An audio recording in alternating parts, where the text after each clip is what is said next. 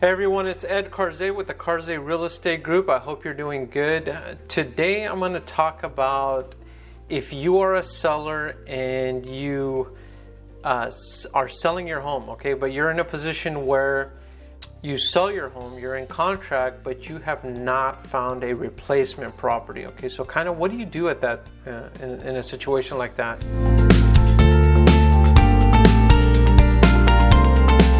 If you're a seller, you're in contract, you've sold your home, you have not found a replacement property, what are your options, okay?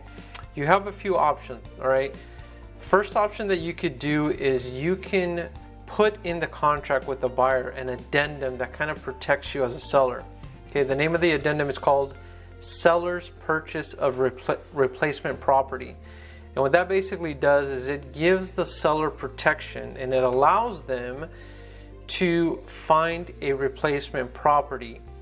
If they don't, then they can cancel the contract with the buyer and they don't lose anything, okay? If you don't have that, normally as a seller, if you've sold your home and you're in contract and the buyer is performing per the contract, you have to sell. You cannot cancel as a seller or else it's a breach of contract, okay? So an addendum that will protect you, okay? Seller addendum, all right? To find a replacement property. That's one option. Another option you have as a seller is what's called a rent back, a seller rent back. Some of you have probably heard of that or maybe have done it yourselves. A seller rent back is after the close of escrow, you as a seller get to stay in your home for 1 to 2 months as a tenant. Okay, so you rent back the home you sold. You rent it back from the buyer for up to 2 months after the close of escrow, and those 2 months can be negotiated as far as whether you pay or not. You could pay for both months as a seller, you could get both months free, or you could pay for 1 month, get the other month free, okay? And then as far as how much you pay, if you're gonna do a rent back, it's usually not market rent, it's gonna be the amount that the buyer is basically their total payment per month. So the total payment is going to include their mortgage, their property taxes, and homeowner's insurance. Whatever that total payment ends up being per month, that is what they're going to charge you as rent, okay? Because they don't want to take a loss on their investment if they're going to offer you a rent back, okay? So for example, if their total payment is $4,000 a month, that's what you're going to pay per month, okay? Now, that's 2 months after the close of escrow. So,